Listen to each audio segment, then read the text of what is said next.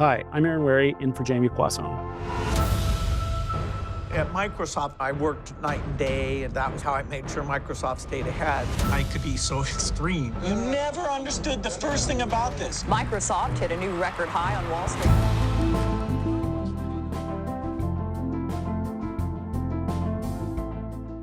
That's from a trailer for Inside Bill's Brain, a glowing Netflix series from a few years ago about Microsoft co-founder Bill Gates. Gates became famous as an unrelenting tech visionary and later built a reputation as a global health and climate philanthropist. But that reputation has started to fracture, largely because of one man, Jeffrey Epstein. The partial release of the Epstein files revealed extensive communication between Epstein and Gates, his foundation, and the people who worked for him. In his opening statement, he said that he, quote, never witnessed nor had any indication that Epstein was engaged in ongoing criminal conduct, unquote. And he was unequivocal that he has never victimized anyone. Emily Glazer is a Pulitzer Prize-winning enterprise reporter with the Wall Street Journal. She's been covering Gates and his connection with Epstein for years.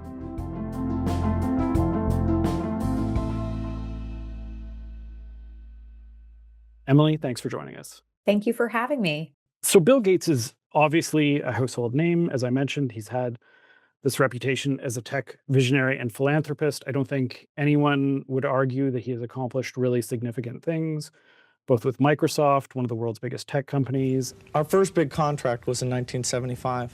And you were, what, 20? 21. Yeah. Are you kind of half telling me, though, that you're not in it for the money? I don't think anyone at the company's in it for the money. It's a much more exciting field than trying to measure exactly how much we're selling or how much it's worth. The creation of these programs is something you can sit down and see people enjoying and solving real problems. And more recently with the Gates Foundation, one of the world's largest philanthropic organizations. It's all about great primary health care, taking care of pregnant women, taking care of young kids, and adding great new tools. We're at a crossroads, and we're asking people to step up and remain committed to all of humanity, especially its children. And some of this portrayal or the effort that's gone into his image, I take it, is a response to the reputation he had essentially before the Gates Foundation came to prominence. Absolutely. So let's go back in time a little bit. Bill Gates co-founded Microsoft in the 70s. He became more of a household name in the 80s. And then in the 90s, he really became famously known when he took the stand for this big antitrust trial. And he was defending Microsoft and was very combative and defensive. There were a lot of I do not recalls in there. What were you thinking when you wrote the sentence? I don't remember specifically writing the sentence. Does that mean you can't answer what you were thinking when you wrote the sentence? That's correct. Okay. All right. So since that question is that you don't have an answer to, you don't have an answer to that question, let me put a different question. No, I have an answer. The answer is I don't remember. Okay. It was kind of became this image of him as this monopolist. And his team, there are dozens of staff that handle his and his empire's communications. They have worked really hard over the years. You know, he was no longer CEO of Microsoft around 2000.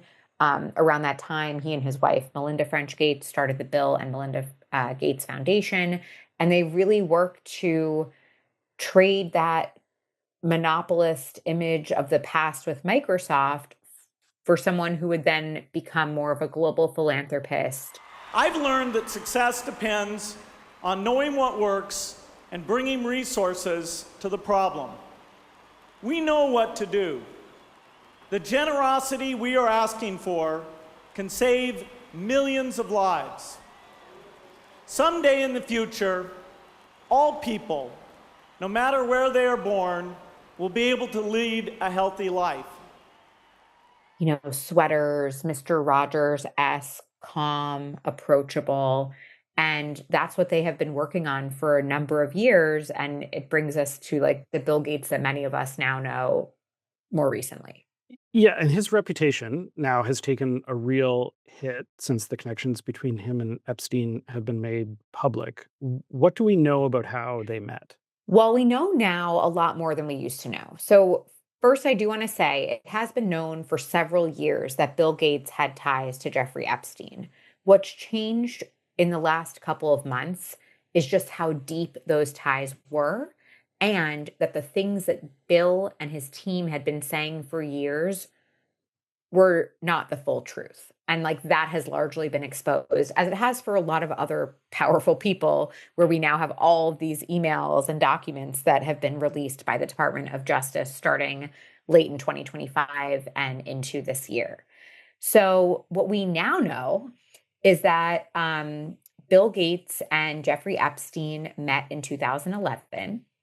Bill Gates actually said in his opening statement to congressional members in early June, just recently, that he was introduced to Jeffrey Epstein, and these are his words, quote, "through people I trusted in my professional and philanthropic work." We know that to be two of his longtime associates at the Gates Foundation, who both ended up working in his private office for a time, Boris Nikolic and Melanie Walker. And those were two of his closest confidants, and he worked with them for many years. And it turns out they also had extremely deep ties to Jeffrey Epstein.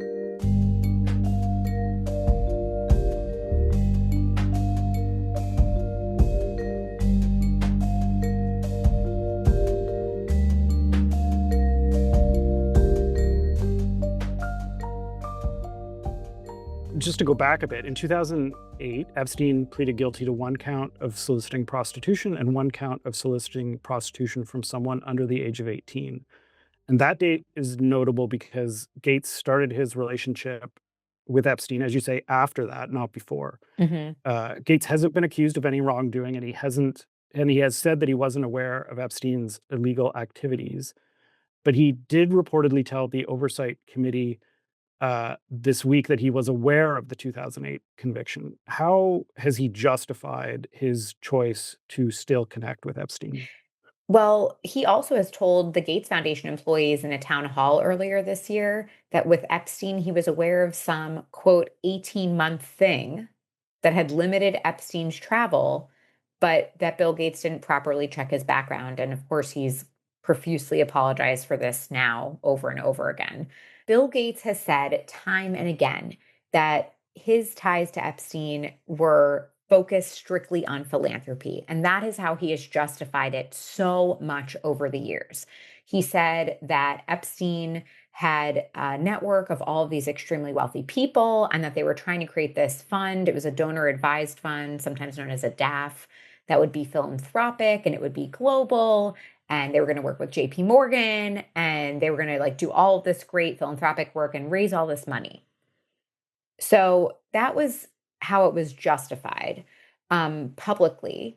What we know now from obviously these DOJ files, as well as a lot of reporting we've done, is that their ties went much deeper. Jeffrey Epstein traveled with and introduced Bill Gates to the head of the Nobel Peace Prize Committee. Jeffrey Epstein was involved in negotiations between Gates's employees and Gates himself when some of them exited in different ways. And Bill Gates posed for photos with Epstein and the women around him before or after some of their meetings. And those are photos where the women's faces have since been redacted.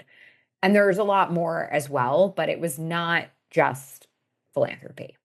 Building relationships with rich and powerful people was Epstein's MO, as we know, though he also regularly communicated with scientists, academics, and tech leaders. But Epstein seemed particularly focused on getting close with Gates. Do we know why or what was in this for Epstein, essentially? I'm going to speculate for just a moment, and then I'm going to give you a better answer. You mentioned, his interest in science and scientists and academics. And then also, of course, we know he was very interested in like the wealthy and powerful. And Bill Gates is both of those. So I feel like he hit this very sweet spot and was a unicorn in some ways, because Bill Gates, by definition, is like a technologist. He's an inventor, an innovator. He's entrepreneurial. He's also deeply interested in science and does all of this work with the Gates Foundation to try to eradicate infectious diseases. And he, over the years has founded a nuclear power company and he does climate investing work. So he's doing all of this stuff that has some tie back into science in one way or another.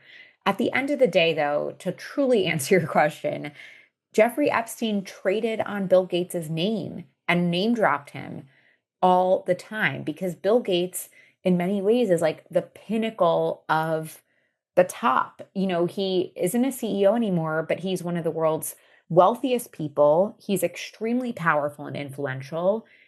For years, for decades, he could demand meetings with world leaders. And what I heard from my sources is that these world leaders would come to him on his schedule at his location. That's usually not the case. And people really almost treated him like he was a world leader in himself. It's like he had this mini government of sorts. And I think that that was extremely appealing to someone like Jeffrey Epstein, who would regularly mention Gates in emails. We see this now, whether he was meeting with him or not. He just made it seem like they were very close and that he had access.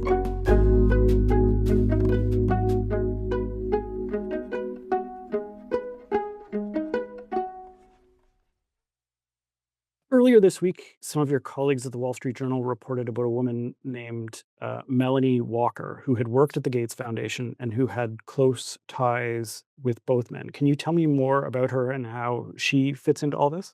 Yes. So there are really two people that are the tie-in between Jeffrey Epstein and Bill Gates. One of them is this guy, Boris Nikolic, and the other is this woman, Melanie Walker. Both of them worked at the Gates Foundation for years, and both of them then spent time working at his private office, which is called Gates Ventures. Melanie Walker is the one that really goes far back with Jeffrey Epstein. He had been a mentor to her, had supported her, and advised her for nearly 3 decades. What my colleagues reported is that Melanie Walker has told several people that she met Jeffrey Epstein and Donald Trump at the Plaza Hotel in the early 1990s after she graduated with honors from the University of Texas.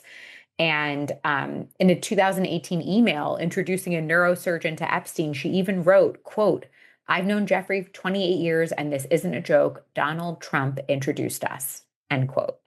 And she, along with this guy, Boris Nikolic, helped ingratiate Jeffrey Epstein into Bill Gates's world after that 2008 conviction that you mentioned. And in his opening statement to Congress, Gates said he cut off contact with Epstein in 2014, but was drawn back into a negotiation with him years later because of an employee. What's your read of that? He's referring there, I believe, to Boris Nikolic. What's fascinating is that I've poured through these DOJ files, and if you know to look for other people's names besides Bill Gates, you start to uncover this trove of fascinating information. And so back in late January, I believe it was January 30th, when the DOJ released this batch of files that included all this information about Bill Gates and people close to him. It included a bunch of these emails and other documents where it shows that Jeffrey Epstein helped arrange for Bill Gates to invest in a biotech fund that was started by this guy, Boris Nikolic, one of Gates's longtime top advisors, and that he had also dangled allegations about Bill Gates's extramarital affairs when he was putting this deal together. And so this was back in 2013. This whole correspondence shows that Gates agreed to ultimately invest tens of millions of dollars into a venture with Boris Nikolic as he was leaving Bill Gates's private office, and that Epstein really inserted himself into those negotiations. You also reported in February of this year that Gates revealed to staff at the Gates Foundation that he had participated in 2 affairs. Can you explain the significance of those revelations? Absolutely. So Bill Gates has this town hall internally known within the Gates Foundation as BG Unplugged. It was a previously scheduled town hall, but it happened to be really interesting timing because it was just a couple of weeks after that batch of DOJ files were released that had a lot of information about Bill and other people close to him and Jeffrey Epstein. So a ton of employees are sitting in the atrium of the Gates Foundation Seattle headquarters. Sitting in the front row is Bill Gates's girlfriend, Paula Hurd, one of Bill's sisters, and Larry Cohen, the longtime CEO of Gates Ventures and Bill's right-hand man. And Gates, is basically like bearing his soul and really getting personal with his employees. And he acknowledges, right from the beginning, the chief communications officer of the Gates Foundation says they're going to be talking about Jeffrey Epstein and asks for context as to why Bill's name appears in the files. So he acknowledges these two affairs with Russian women that were referenced in Epstein's emails. And what I found to be very interesting from reporting on this and then talking to sources after is that we had been aware, the Wall Street Journal reported on one of those affairs back in 2023. It was a Russian bridge player. And then we knew there were other women, and we knew the number was more than two. And so it was like a little surprising that he was kind of bearing his soul and just mentioned two affairs. And some people familiar with the matter that I spoke with and that we later reported said when they had heard about his admission to staff, there was almost like shock and disbelief because it turns out in Bill Gates's divorce proceedings, there were allegations relating to more than 20 affairs that had come up. Right. And there's also that Gates claims, if I understand correctly, that Epstein used his knowledge of his affairs along with what Gates calls, quote, many lies that he layered on top, unquote, to try to exert pressure on him. How does that claim line up with what we see in the Epstein documents? Well, we know even back in 2023 that Epstein was trying to blackmail Bill Gates by making one of these affairs, the one with the Russian bridge player, public. And we can see through these emails that Epstein refers to the affairs on different occasions and certainly appears to threaten Bill Gates. So that does line up. And but Epstein absolutely leveraged these different relationships that he had with people. And he learned things about Bill Gates's personal life and then was trying to leverage them.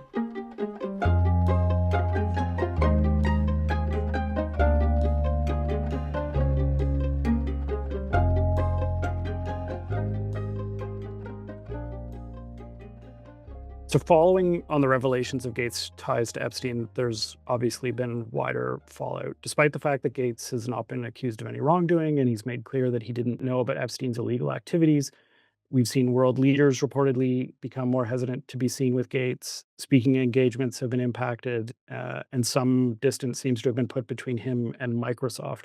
How much has this association with Epstein damaged Gates' ability to operate as a philanthropist, as a public figure, as a power broker? And do you think that damage is still growing? Well, this is so much of what I was looking into earlier this year. And what we exclusively reported is that he's actually been snubbed a number of times that were not known. So I want to travel back to February, and Bill was in India. Some of this became public at the time. He was in India to make this big keynote address at an India AI summit, had traveled across the world to get there. And there was this back and forth basically where, his name suddenly wasn't appearing in certain keyword searches of attendees on the website and in local media reports. Indian government officials are saying that his participation is under review because of the Epstein ties. And then the Gates Foundation tweets like Bill will still be participating. And then what we reported is that he was stationed at the Oberoi Hotel in New Delhi, kind of waiting to see if he would attend this dinner with Prime Minister Modi and French President Emmanuel Macron and other business leaders, and that the people who were going were part of the summit. And then ultimately he didn't go. And ultimately the Indian government officials told his team it was just too much of a distraction to have him there. And so he had to pull out, and pretty embarrassingly. We also report that this huge energy conference in Houston called Sarah Week, that the organizers had discussions with Bill's team about him giving a marquee speech. And that was in late March. And ultimately the organizers said, you know what, this just isn't a good time. We know then that in early May, Bill usually attends the Berkshire Hathaway annual shareholders meeting. His longtime friend Warren Buffett had run that company. Bill had served on the board.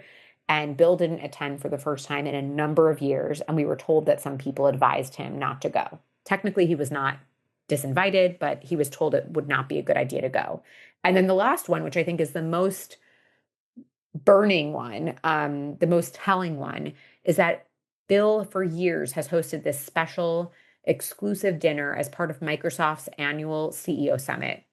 They invite CEOs of some of the biggest companies and other business leaders to Bill's compound in the state of Washington. They host this ultra exclusive dinner. And weeks before the event, Bill's team was told, you're not going to do it this year. Not a good time to do it. So as you could see, it's this cascading effect. And that really gets us to May, because this hearing and the deposition, the congressional deposition, is in June. And it's just all leading up to that. And people from different parts of the world and different sectors are just kind of saying, you know what, it's just not a good time. You're kind of like tainted right now.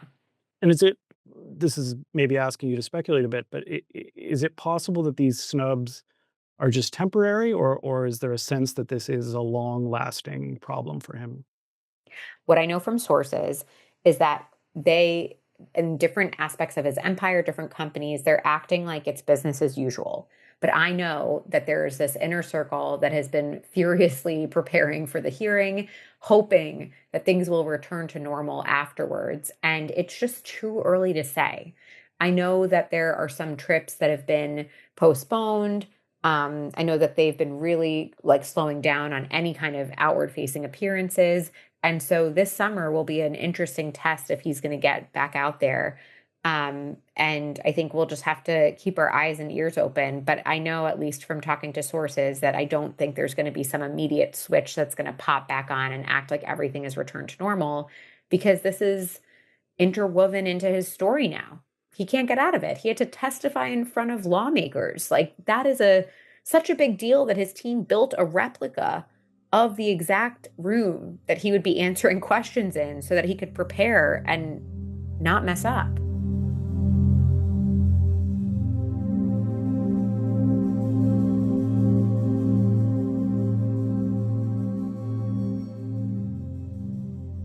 So on Wednesday, Gates testified before the House Oversight Committee as part of the committee's investigation into Jeffrey Epstein. Glad to be here voluntarily to testify, to help with the committee's work. I'll start with an opening statement in the hearing room. I hope my testimony is helpful to the important work of the committee to find justice for the victims. This was done in private, behind closed doors, but what do we know about the expectations around it? Was there something in particular the committee is trying to get at? Is there something the committee is particularly pursuing here? So since Bill Gates did go in voluntarily, he did have some privileges afforded to him. You mentioned it was obviously a closed door hearing, so it wasn't videotaped. They were able to push it back a couple of weeks to be flexible with his schedule. And that also, of course, gave him time to prepare. And we know that the House Oversight Committee has been questioning a number of people, including Bill and Hillary Clinton, about Epstein. More recently, the U.S. Commerce Secretary Howard Lutnick, former Attorney General Pam Bondi. And we know that the billionaire Leon Black and the departing Goldman Sachs General Counsel Catherine Rumler are also scheduled to appear before the committee in the coming weeks. So they're very much focused on trying to figure out all these different ties that Jeffrey Epstein had, trying to understand if there's any wrongdoing. They're trying to figure out and get to the bottom of this, because there's so many documents released and there's so much information, and it's difficult to piece it together, trying to figure out who else is involved. We know now, Bill Gates publicized his opening statement, and then the Democratic lawmakers held a press conference halfway through. Representative James Comer, the chairman of the committee, had a gaggle right before it started. Everyone's kind of like talking about it more now. And it sounds like the most interesting information to come out of this is that, Bill Gates did acknowledge that he was around people who were abused. He shared names of other people in Epstein's circle that the lawmakers seem to be interested in speaking with, including former Harvard president Larry Summers, who left his teaching role at Harvard and has been known to have ties to Epstein. And, there were questions about whether Bill Gates is going to be treated as just sort of like a VIP person and wealthy, or if there's kind of more to it, and like if he's going to be punished for his actions, or if there is anything to punish. And we didn't really get an answer on that necessarily. Some of the lawmakers said he was combative, but overall we heard he was pretty cooperative. To tie this all together, I want to come back to where we started, to Gates and the power of his reputation. Because in his statement to the Oversight Committee, Gates said, quote, "In the work I do, reputation is the basis for developing partnerships that save lives. Meeting with Epstein was a grave error in judgment and put this work at risk." According to its own accounting, the Gates Foundation has spent more than $100 billion on charitable support globally over the past 25 years, including hundreds of millions on malaria and tuberculosis prevention. So when we step back, what has the Epstein connection meant not only for Gates's legacy, but for the Gates Foundation and the work it does? I don't think it's black or white. There's no doubt that Bill Gates has done so much incredible work that has impacted the world. You mentioned some of the spending. The Gates Foundation has worked to eradicate infectious diseases. They're working on maternal health and trying to reduce childhood mortality. They're doing a lot of development, agriculture, and otherwise in Africa and other parts of the world. There is a lot of good they do. And I think part of what was so jarring, and for a number of the current and former employees in his empire that I've talked to, is that they're often so mission based that to have their founder be dragged into this over and over again, and all the stuff about his personal life and Epstein getting into the personal life, and just kind of like questions about Gates's character and his morals and his ethics are questioned. And that's also an overhang over his reputation and also the work that the foundation does, the work that his nuclear power company, TerraPower, does, his climate investment firm, Breakthrough Energy, even the investments that his private office, Gates Ventures, does. So I don't think that diminishes that work, but I think it makes it really tricky to just have this golden reputation going forward. I don't think we're going back to the pre-2026 version of Bill Gates.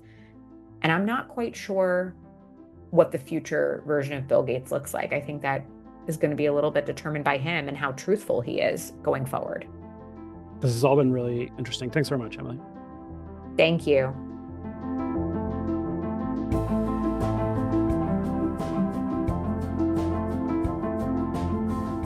That's all for today. Front Burner was produced this week by Matthew Amha, Mackenzie Cameron, Bridget Stringer-Holden, Kevin Sexton, Mia Johnson, Kieran Outshorn, and Kristen DeJagger. Our YouTube producer is John Lee. Our music is by Joseph Shapison. Our senior producers are Imogen Burchard and Elaine Chow. Our executive producer is Nick McCabe-Lokos. I'm Aaron Wary. Thanks so much for listening.